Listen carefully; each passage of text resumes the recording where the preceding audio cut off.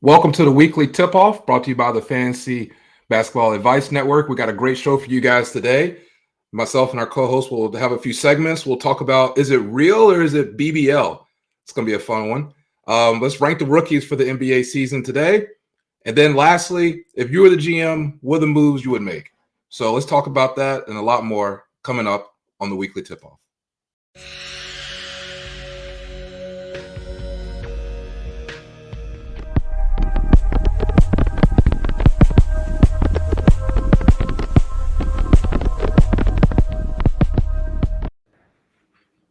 All right. What's up, guys? What's up? So I'm your host, Chris Long. Got my co-host here as well, Todd Paul. You guys know him already. Say what's up, Todd. How you doing, guys?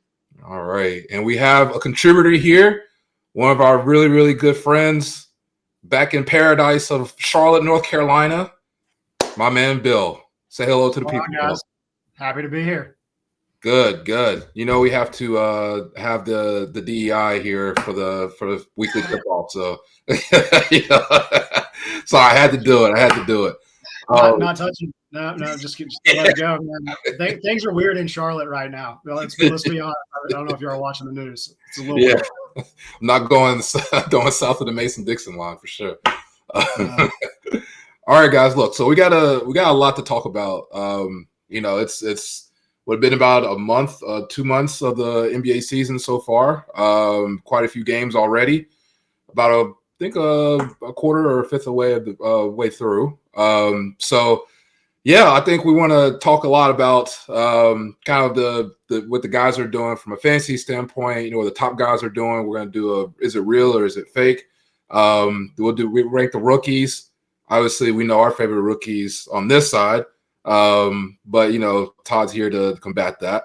And then we got, the GM moves, which is always very interesting. So let's kick this off, guys. Look, we were talking, we wanted to name this, is it real or BBL? Bill, you know what a BBL is? Did you Google it?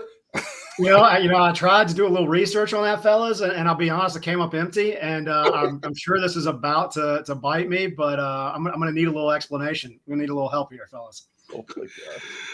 Yeah, Todd, my God. So look, real or fake? All right, fake booty. That's what the BBL is. The fake booty. So is it real homegrown Southern booty, or is it the fake go to DR booty? So let's start with some new players, guys. Some guys that have really been killing it. Tell me, is it real or is it fake? So let's start with Josh Giddey. Todd's a big Bulls fan. Giddey's been killing it right now. 22, 10, and 9 of the season. The Bulls are doing well. Top 4 in the East. Just crushing it way more than expected. Todd, to start us off, man, do you think this can last for the rest of the season? The fantasy owners, should they keep Giddey, keep starting him? Or do you think, sell high while, trade now, or he's going to tail off later on the season? No, he's for sure for real. My only reservation was Kobe White because he was out for the beginning of the season. He just came back.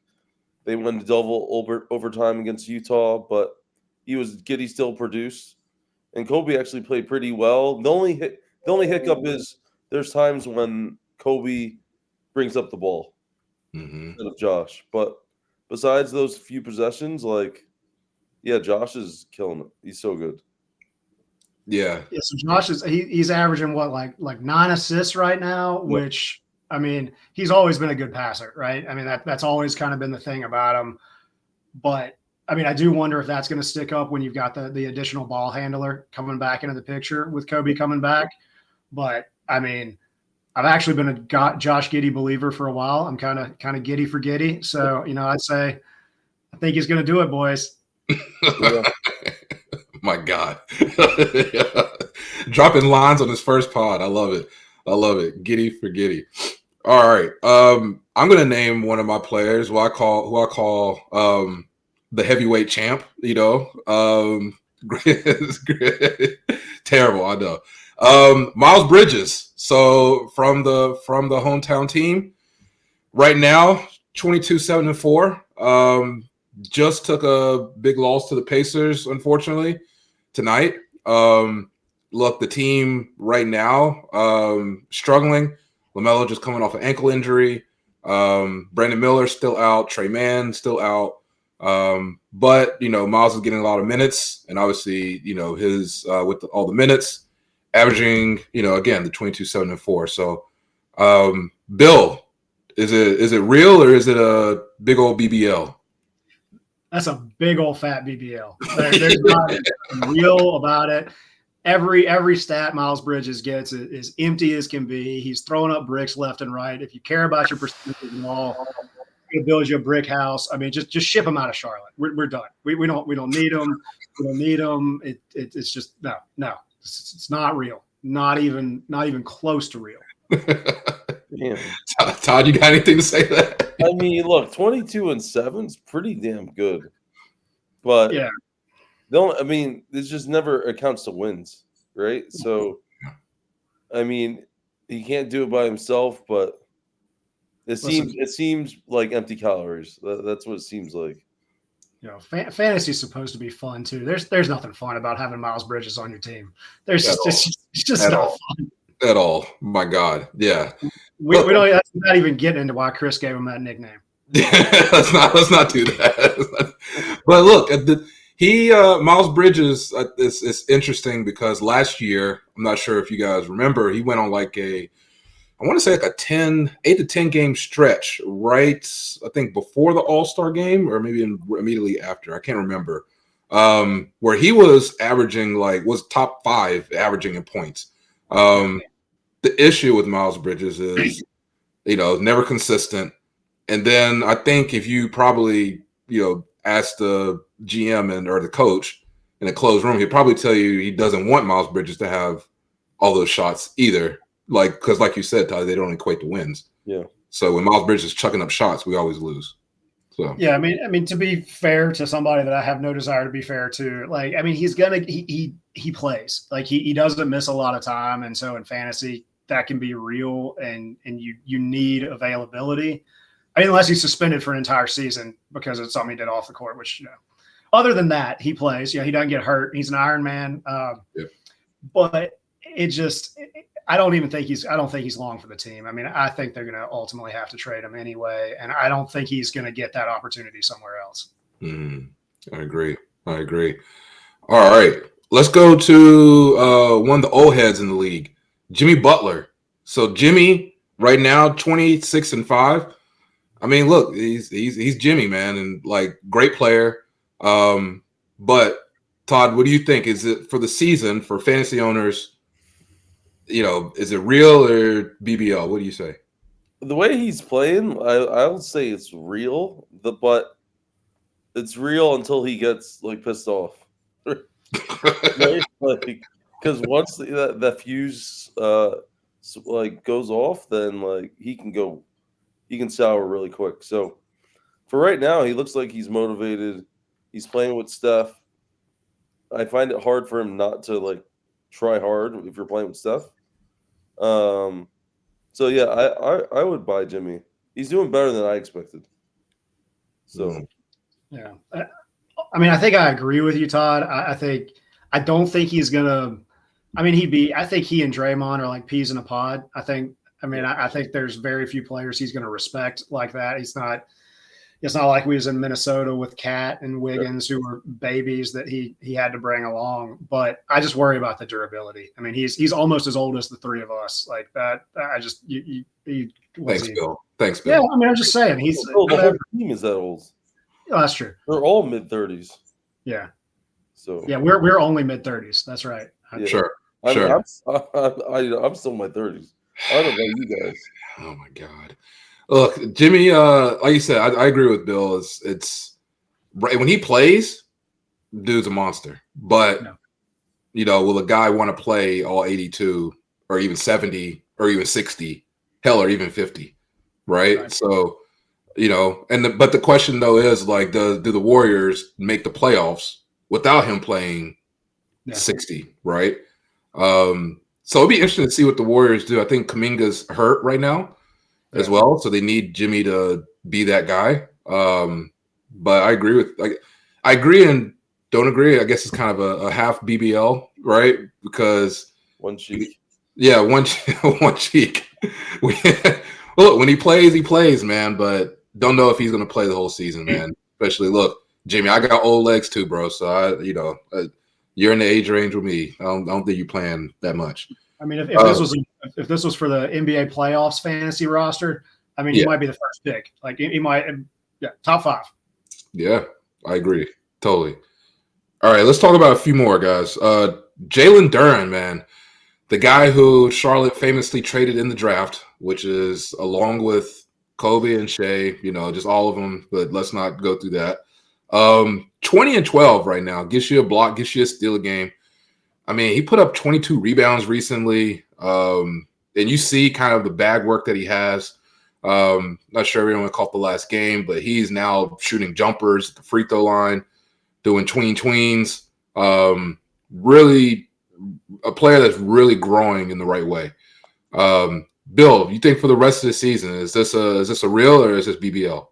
This is real. This is as real as can be. I mean, I've been a fan of him for a few years. I tried to trade for him in my fantasy dynasty league, didn't work, and didn't see this coming. I mean, I didn't think it was going to be this. I mean, you just look at the guy on the court, right? I mean, he is just built as you can be and just dominate. And those rebounds are going to come. I mean, he could easily lead the league in rebounding. He's going to give you that steal. He's going to give you the block, and then add in the points and he's got his free throw percentage up. I mean, it's everything you could want. Absolutely. He's young. He's durable. That team's going for it. I mean, they're gonna be top 4 in the East. They're gonna be playing all year.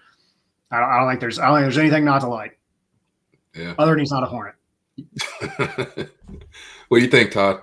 Yeah, he's real. He's very good. And he's so fast at the center position. You just see him going around other centers. They just can't keep up. And he's able to put the ball on the floor. So yeah, at this point, not many centers can check him. And he keeps progressing, right? You see a lot of players from year to year, they're just the same. But he keeps improving. So yeah, he'll be a top 5 center in the league soon. So yeah. Good. Maybe he'll catch up to Kalkbrenner, but we'll see. Chris, did we trade Mark? Was that the Mark Williams trade? That was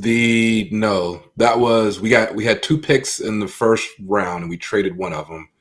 Oh man, Bill, don't worry about it. It'll come back to me. It'll come back to me. Yeah. Kalkbrenner's starting, right? Oh, for sure. Yeah. He better be. All right. Last one, guys. Lauri Markkanen, man. Guy's been just killing it. Last 5 games, over 38 every single game.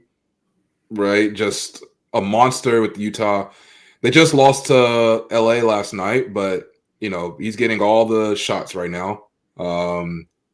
George on that team is also, they got a really good 1-2 punch. Ace is on that team, growing. I like what I saw from him, to be honest. I know we're going to talk about rookie soon, and he probably won't make that final list, but he's definitely improving if you've kept track of him. But look, Lauri Markkanen, Todd, is this a real or Brazilian Butler, man? What do you say? I mean, I think it's real, but there's a little bit of Miles Bridges in this where someone has to take the shots on a bad team, and he's that guy. Yep. But I mean, 30 points is a lot. His field goal percentage is 48%. It's hard to overlook that since he's scoring at such a high efficiency. But the team's 5 and 9. They're gonna have a losing season, probably 20 games under 500. They're just not good. Yeah. So I don't know. I think he's real, but it's probably one cheek. Probably one cheek. All right, Bill. You got one cheek. You smacking both cheeks. Which one? Can you get a graphic that's just one cheek or 2 cheeks that pops up depending on what Todd says? I'm gonna go one cheek also. I mean, I think look, in fantasy, I mean, you can win a league with a guy who's putting up I don't think his stats are as empty as Miles. Like, I think he's a very good player who would have a very real role on a championship quality team. Miles has no hope of ever doing that, to be clear. No chance. But Lauri, like number 2 or number 3 on a championship caliber team, could be amazing. And right now he's on a team that doesn't have that hope. And so he's just got this opportunity. I mean, I think years ago, I think the first year I ever played fantasy, Chris, you'll love this. I remember drafting Primoz Brezic. Remember that guy on the Bobcats back in the day? Yes. He absolutely carried me. It was completely worthless, terrible player. But if you've got somebody like that's got the opportunity, like Todd said, Lauri's, as long as Utah doesn't trade him or just doesn't go all in on the tank and shut him down, he's fantastic. And so, I think it's one cheek only because of that risk that either they have to shut him down or they ship him out somewhere where he and then he'll still be a really good player. But if he's top 20 now or top 10 now, he might fall to top 30, top 40. There's no reason to shut them down, though, because they don't even own their own first-round pick next year. Is that right this year? The Thunder have Utah's pick. Thunder have all like unless they want to help the Thunder, because right now they're projected top 10 pick. Like, it's crazy. For the safety of the league, they need to win as well. Bro, the Thunder have 2 picks in the first. They have the Clippers and Utah. They have the Clippers, and the Clippers are both like top 10. The Clippers are like 4 chiefs. So I don't know how it's even one of the best drafts in years. So, God, the league is cooked. If they get like the number 1 pick, the league is cooked. Like, just stow it away. Yep. Like, terrible. We can't even get one, number 1 pick. But we don't need the number 1 pick because we have Kon. So let's go to right now, guys. And I hope you enjoyed that. That segment of Real or BBL. We may keep it going. Let us know in the comments, guys. Love a good BBL. But anyway, rookie rankings. All right, guys. So right now, again, we're in the season. The rookies are really getting the full hold of what their position is, kind of the speed of the game, and you're seeing a lot of guys shake out to be those the top some of the top rookies and some of the best just players on their team.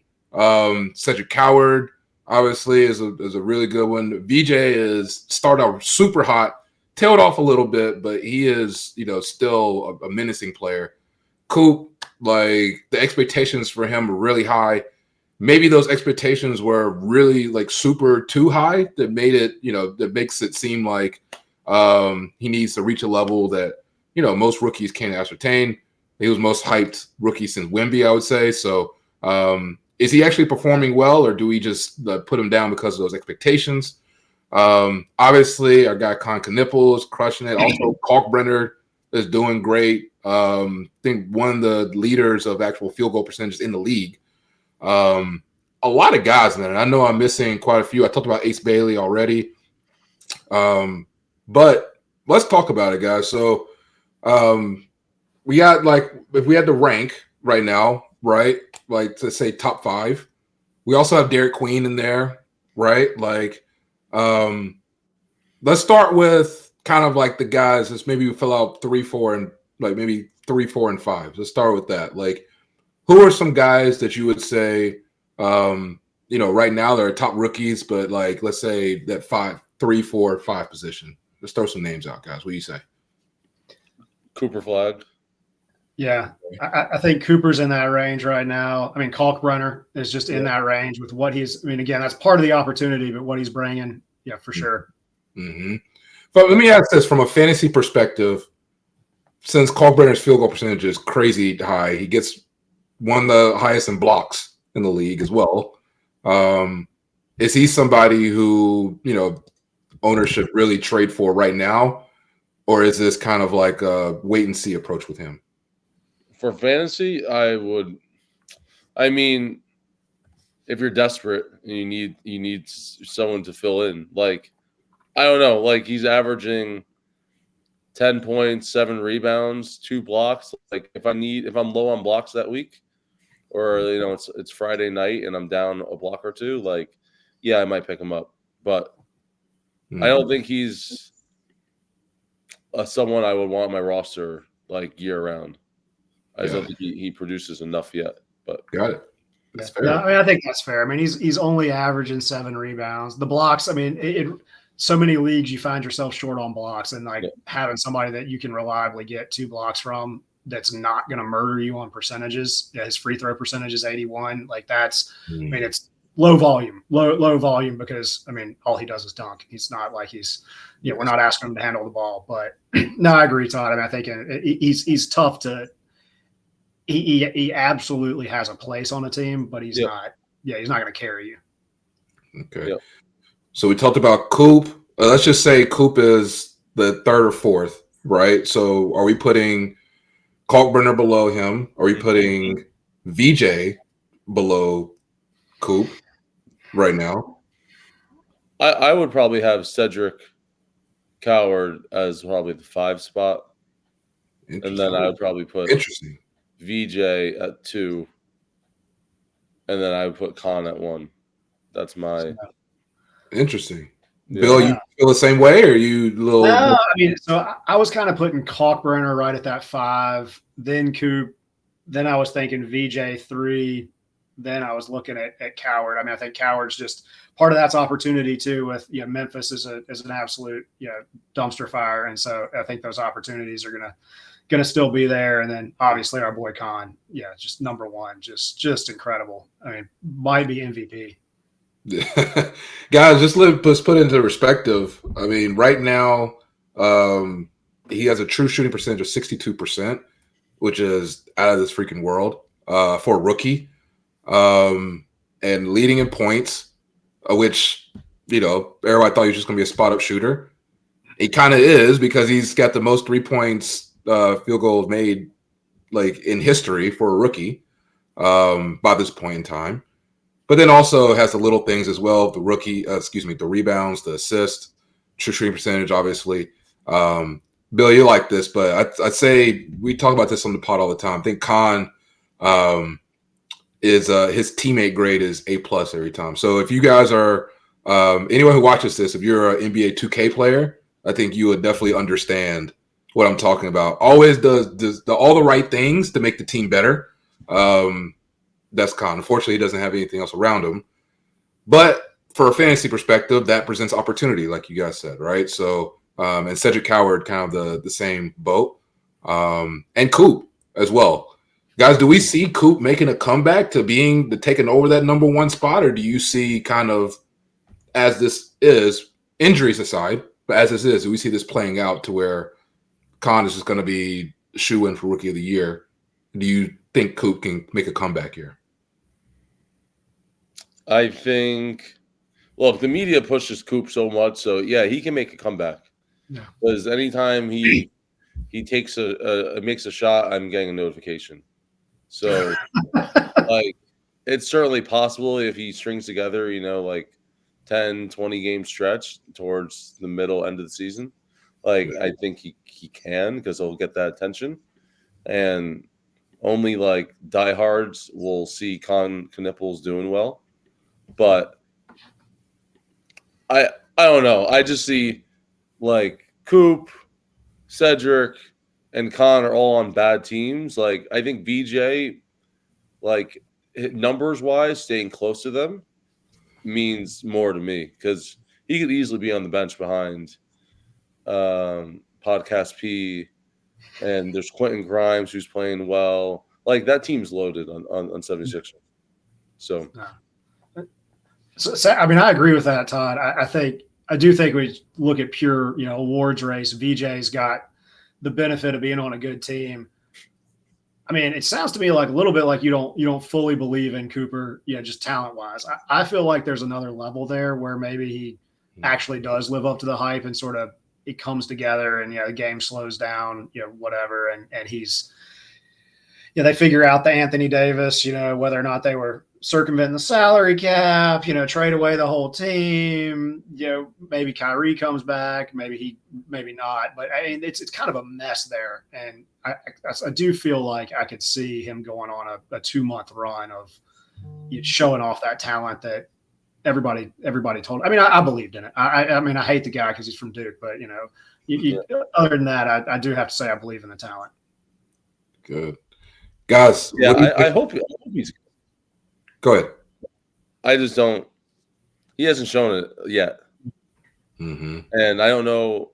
They asked him to bring up the ball a lot and be like kind of a point guard, but that didn't work out well.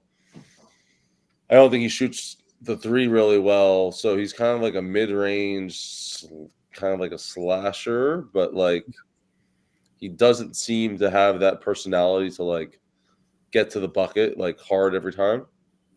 So I don't know. I hope he evolves and it all works out. But yeah, just to remind everyone, Cooper classed up, so he actually should be in this class right now. Yeah, but no, it just speaks to look. He's young.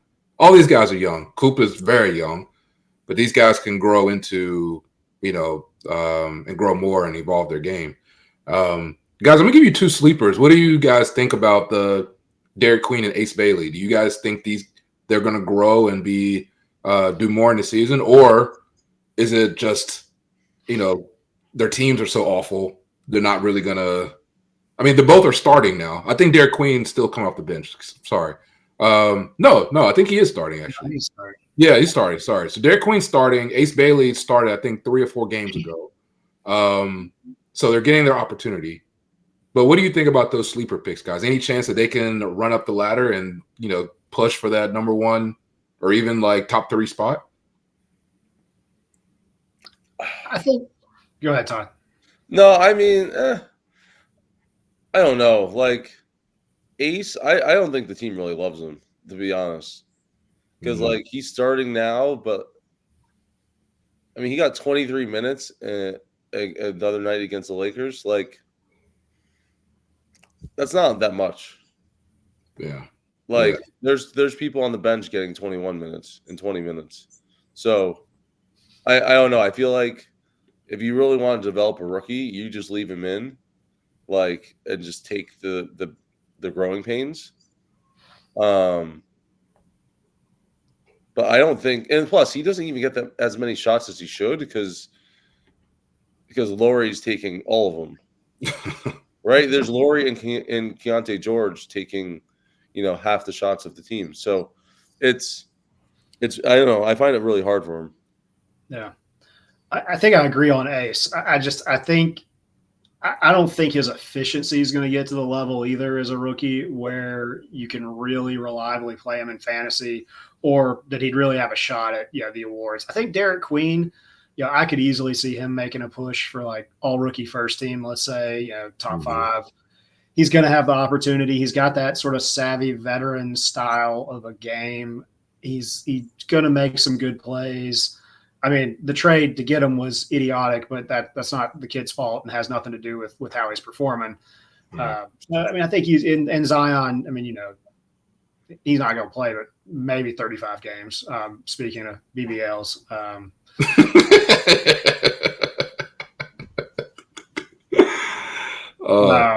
So yeah, I mean, I definitely like Derek more as a sleeper than I do Ace. The funny thing about this, guys, both of those teams, the Jazz and the Pelicans, both do not have their first round pick for next year. Yeah. It's brutal. Yeah. All right, guys, this is awesome. Let's talk last segment here. If you were GM, all right. So got a few teams for you guys. So you guys pick a team and tell me if you were GM, what are the next 2 or 3 moves that you would do? So, Todd, I think I want you to start us off because I know exactly where you're going for your boy. But tell me what you would do if you were the GM. So if I'm GM, I'd probably I like Memphis. But with that coaching staff, I would ideally just get rid of the coach. But if I couldn't do that, just personnel-wise, I mean, you would have to start over, right? Like, Coward's good. I keep him. But I'm definitely trading Jaren Jackson Jr. and Morant. You could probably ship them to a team that is probably one player away from, like, really making a championship push. and you probably can get like a good haul from him, or at least some good young talent. You know, the Bulls are a team out there, right? Maybe a player or two away that could use a Morant. There's a lot of teams that could use a Jaren Jackson. Big wings. Yeah, I was gonna say they could use a triple J. I mean, I'd probably rather, if I was the Bulls, I would probably rather Jaren Jackson Jr.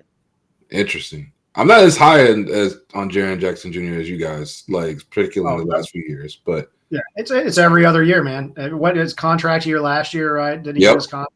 Yeah. Yeah. So that's interesting. Okay, so you're trading, you're scrapping everything, starting over, cutting the coaching staff. It's like you're doing a Charlotte Hornets rebuild, like scrap it, everything, but you're keeping Coward, obviously. You have to, because like you had a good core with Morant, Bane, and Jaren Jackson Jr., and you got rid of Bane. Yeah. So that's not really good for the locker room. And you were in the playoffs, and 2 weeks or 3 weeks before you got rid of the coach. Mm-hmm. And it doesn't seem like the team really loves this new coach. Like he runs like completely different action. There's no pick and rolls really. So it's just a weird transition. Yeah. I'll say one more question on this before we move to you, Bill. So Grizzlies obviously were doing well in the Western Conference. I mean, there's that video of John Morant saying there's nobody in the West that I'm like afraid of, right? So they obviously have had success. Do you think as a GM, like the move would be to try to get someone in there, maybe another player, and say, okay, well, Jaren Jackson, Morant, and say player whatever, and Coward, like do it again? Do you think they can do it again? Or do you think like it's just better to move on, rebuild, start from scratch? Probably start from scratch. I mean, at this point, like when they were doing well, Ja was locked in and reliable. Yeah. But since then, it's like you can't rely on him to even be like not suspended. So, yeah, if I could guarantee he's gonna be like trouble free, then I would stick with him. But nice. Yeah, I'd probably move on. Totally. All right, Bill, who you got for me? What's the moves you making down there in Charlotte? Oh man, well, I could do Charlotte, but that just seems like cheating. I mean, the thing about Charlotte, I'll say now you asked, stick with the plan. Stick with the plan. We got a good infrastructure. Keep doing it. I think, but I'll tell you what, I'll go with Dallas. I think Dallas is kind of they're in this weird spot right now. I mean, obviously they just fired Nico, so you're going to have a new regime in there. Rumors are they're bringing Mark Cuban back into the fold, which I mean, he's not an actual GM, so maybe it's just a tech guy. I think I'm as qualified as him, but whatever. But they've got this 2 timeline thing going on, like the Warriors tried that failed. You've got AD who's in street clothes, shocking. You've got Kyrie who's maybe going to come back at the end of the year. There's some value there. And then you got guys like Gafford and PJ Washington that definitely have value. What's that? Klay Thompson too. I mean, I don't know that he has any value anymore. That's just the ghost of Klay Thompson, man. That's just like true.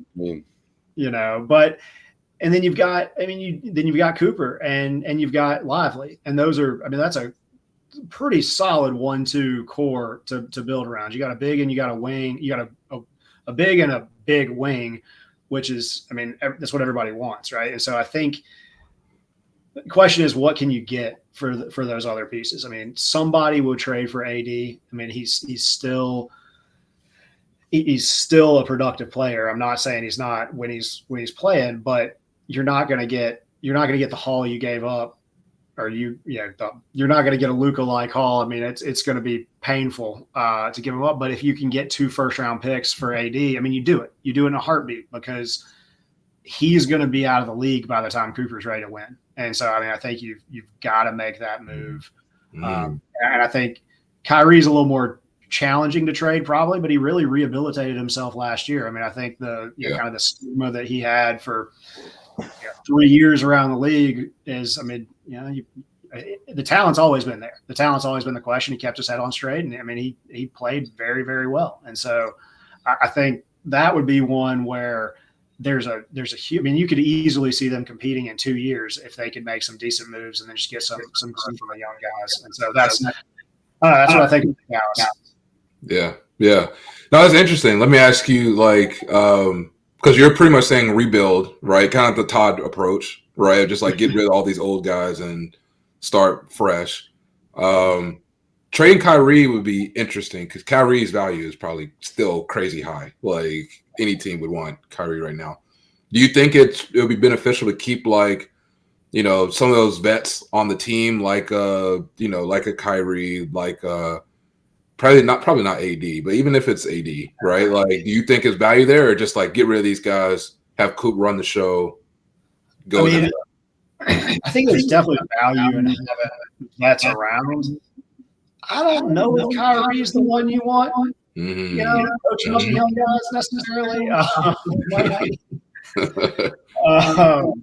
But I think you do have to have some pieces and some older pieces. You don't want to be the process Sixers where there's nobody, or frankly, the Hornets the last few years where there's nobody in the locker room to say, hey guys, can we be a little serious?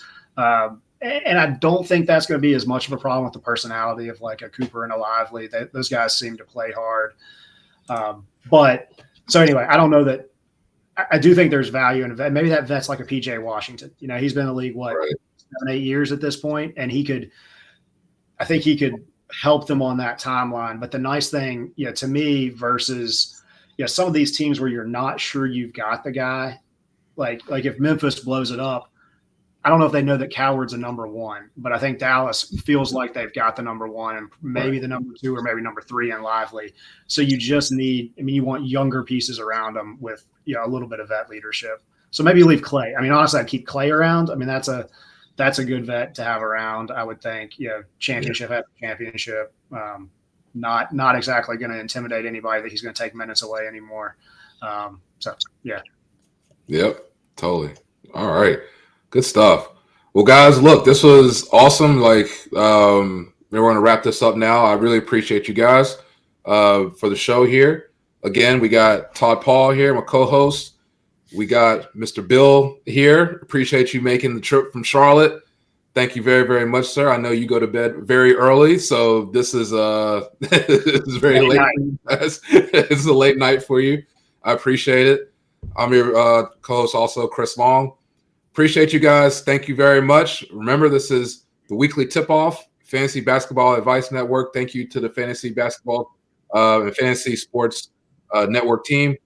Thanks, everyone. Appreciate it. Tune in next time. See you later.